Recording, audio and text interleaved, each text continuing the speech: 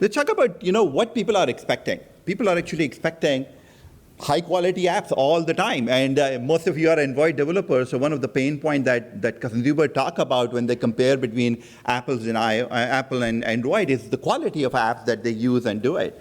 And they demand it because they expect applications to be functioning all the time, as expected. They expect user experience to be discoverable, and they expect the UI to be easy to use so that they can figure it out, make it easy to use and consume. They also expect the applications to be working flawlessly on all devices. Like we are talking about thousands of devices, if not tens of thousands of Android combination and permutation between Android and iOS.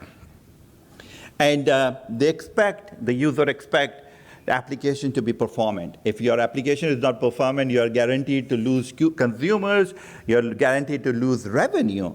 And application users expect to be working on under all circumstances, whether you're on a 2G, 3G, 4G network, or a very small or a low-end Android device versus a Samsung S20s of the world, but you expect it to be performant, and that's what customers expect in today's world.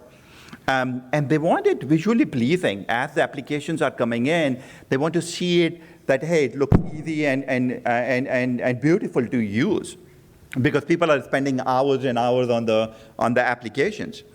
And it should be world ready. I was talking to somebody earlier today that, look, languages, the locales, the RTLs, right, left to right to left, all these languages in combination and permutation, people just expect. A lot of people travel to from different countries to here, and they change their setting, and they expect the applications to just behave where they are and how they're using it. And most importantly, that they want immediate access to the latest features. The days are gone where you're waiting for weeks or months for the new releases, right? When the operating systems are released over the wire with the latest technology, the applications just cannot wait to be released. And that's where the key challenges come, that engineering teams must release applications not only faster, and when I said read weekly, because one of the reports that I read earlier is that the great teams actually release applications under a week. If you're releasing once a month or even twice a month, you're already behind the top engineering teams in the Android ecosystem.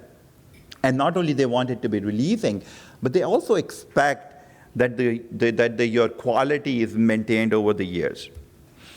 And the only way that we can release these is by increasing the test automation. You don't have time as developer to not only build feature, but also regress hundreds of features that you have built over the years. And not only test the features functionality, but test for performance, the visual quality, and combination and permutation. How do you validate that? And the existing tool sets that we have today, whether you're using Appium or whether you're using Espresso of the world or you're using any other third-party tools, it just doesn't solve the problem. Do it, or if you are hiring a lot of manual resources to test it, it's time consuming and it takes time to go and solve that problem. However, in today's world, people either test it by two ways. Either you hire a lot of manual resources and say, go test my application, distribute it through Hockey app or Intunes or test flights, or run it through automation. And today you write automation by writing code, right? There is no other way to kind of create the test to do it. And that's what we are going to talk about in the next few slides, that look how people are using it today and what are the challenges to really speed up your test automation that enables you as developers to release your application faster. And in the end, we are going to quickly go through the demo, is that how in few minutes you can actually not only create your test, but you can also create it as part of your CI/CD pipeline. So what are the challenges? The first challenge is just functional test authoring of the test. Today, if you hire somebody to say, go write my test automation, they need to know the engineering skills. They need to know the software engineering skills. They need to install the IDEs. They need to configure the environment.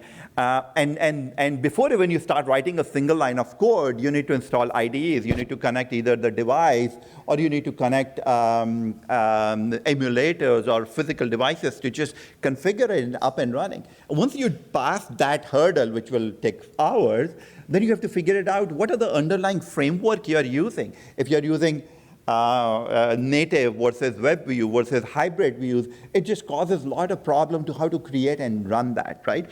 And that's where we see the kind of the challenges that and it creates even more problem that when you create APIs and you have a mobile browser and you want to intertwine your test, you just simply can't do that today because you have to have different tools. Some people use Postman, but it won't integrate with your APIs or with your mobile app testing. If you do mobile app testing and you have scenarios on your browser, you can't do that either. So it creates an environment that actually costs more time to run the test for you.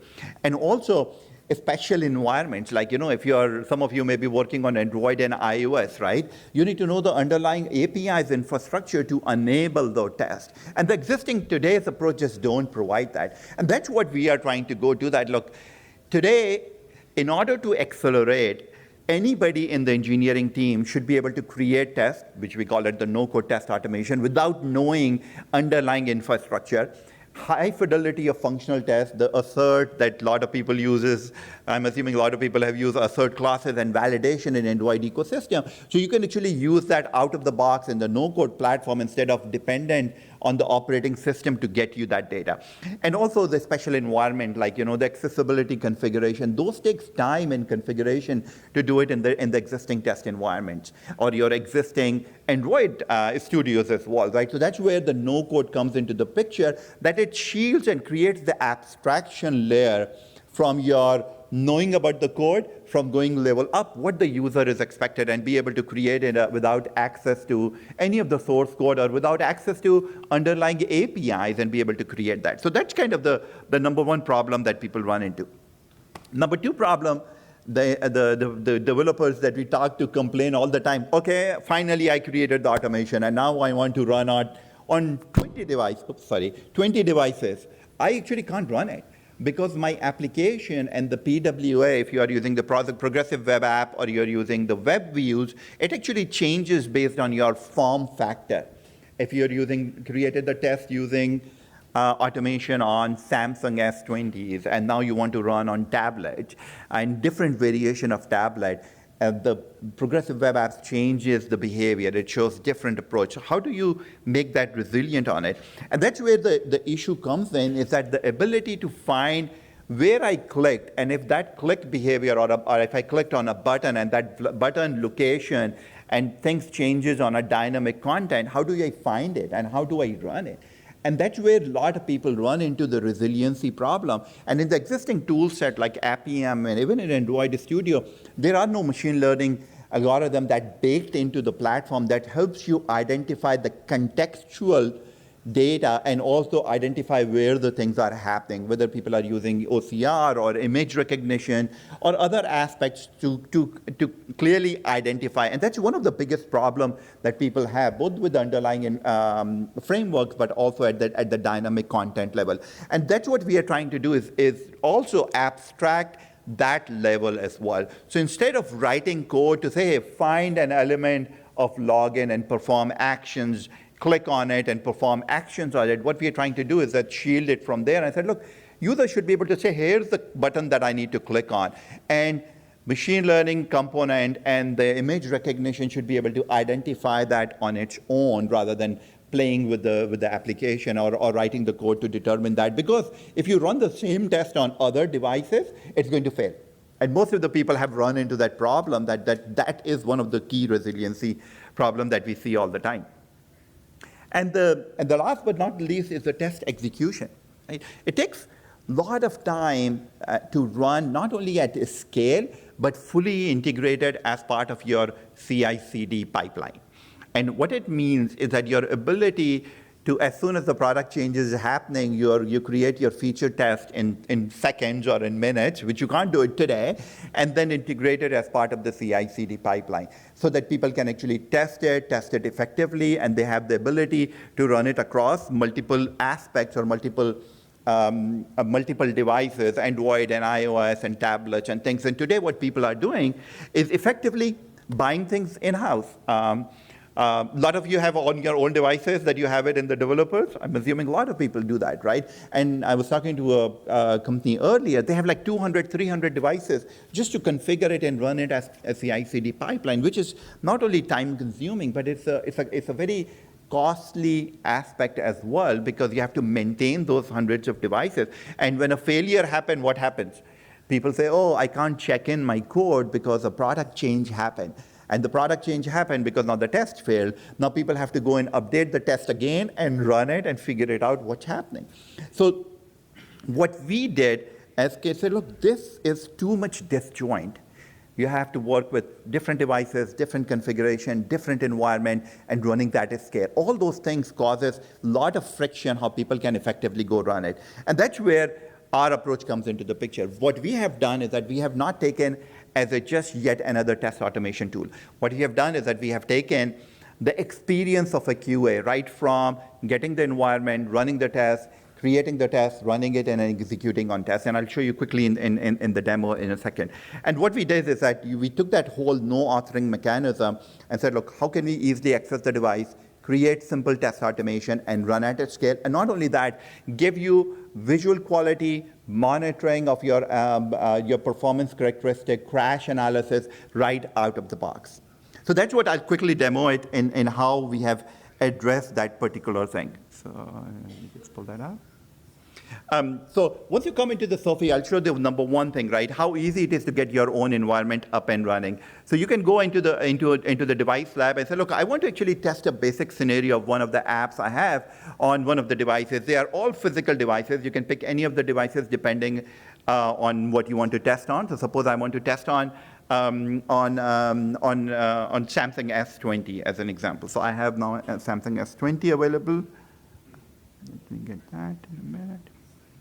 So now I have and under 5 seconds, I have my own device. They are physical devices running in our data center that you can access it. You can access it from Android Studio. You can access it from the mobile browser. And I have application up and installed running. Right? Today, when you need to run the automation, imagine what you need to do on whether you're using Eclipse, whether you're using Android Studio, or you're using Appium. You spend time on just configuring the environment. So under a few seconds, I have my environment up and running. Now what I can do is that I can actually just go and create simple tests in seconds. So I can just go and create and say, look, I want to create the automation. Okay, it's still installing the application, I think. Now, its network is a little bit slow. So while we are running this one, you can see that on the right side, I can actually configure however I want to see it. I can run on different environment. I can run it on I can integrate it with the API, I can simulate different location. So all of those things are kind of baked into the experience. So now if I want to create a quick automation, I can actually go create, what error am I getting? Okay. So I just had a little bit download issue. So I can actually just go and create. My application is installed and running. So now I can actually start the quick recording. So I started running it now. I have the application installing it on this one. And then what you can do is that you can actually change different applications as well if you want. You can actually extend. It's again installing a little bit. Just a second.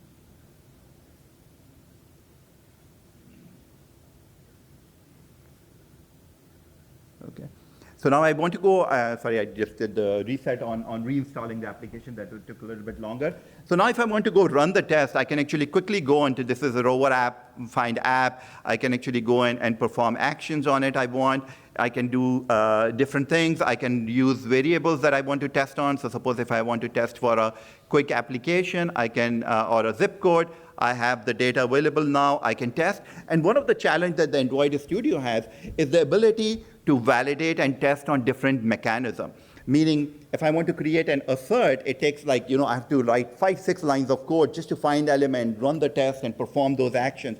I can actually go do that out of the box. I can say, hey, I want to create an assert. So I can say create assert, and I want to just say, hey, I have this boarding icon here. So now I can actually create these asserts, and I said, look, I want this content to be available, and I can define different things that I need it to be done, and here's the value that I want it to be tested, right? So now I can get the boarding in place, and I can create the test, and I can run it. I can also actually define bottoms up. One of the challenge engineers have is that, hey, what if I'm running threshold, what my performance is. So you can define your threshold. You can say my application should not take more than 1 second to upload. Today, you have to write code to figure it out what's happening by using different APM solutions. Or you have to actually, after the fact, investigate where went wrong. So in this one, you can upfront define what the value, what my threshold should be, and they'll be able to run that application for you. And once you define that, and you can run this test on hundreds of devices, and without worrying about that, hey, is the test running? Is it failure happening? Is it something else going on? You don't have to worry about any of those applications, and it will actually give you the results out of the box. And once you run it on hundreds of devices, you can actually see the results quickly on applications. So the results that you can see on performance and characteristics that needs to happen, how the results are shown, you can quickly see it on this one of the results. As an example, here you can see all the characteristics of the application that's happening, right? Device metrics. If you have defined any threshold, you don't have to worry about writing any of the code. So the no-code platform gives you ability to author in minutes, or its ability to create and run it at a scale as part of integration with your CI/CD pipeline. And it also gives you, if you define your upfront threshold, it will automatically identify the issues that's happening and be able to identify that. And not only that, if the product is changing, it will actually identify all the visual differences as well. Today, you have to write 4 or 5 different tools, or use 4 or 5 different tools to give you that differences and enable it. That no-code platform enables those applications that give you the results and integrate it out of the box in your CI/CD pipeline. So you can create automation and run it. And that's what we are trying to do. That, look, industry has been spending so much time and literally wasting time on creating test automation using coding, and then maintaining it and running it, and finding engineering resource to go do that. Instead, that anybody should be able to create tests faster, easier, and be able to run at scale. Actually, I'm right on time with the 1:30. I don't know if you have the Q&A later, or we are at booth 26 as well. If people have any questions, reach out to us. We can help address and make the engineering productivity the goal for our collective ecosystem. Thank you.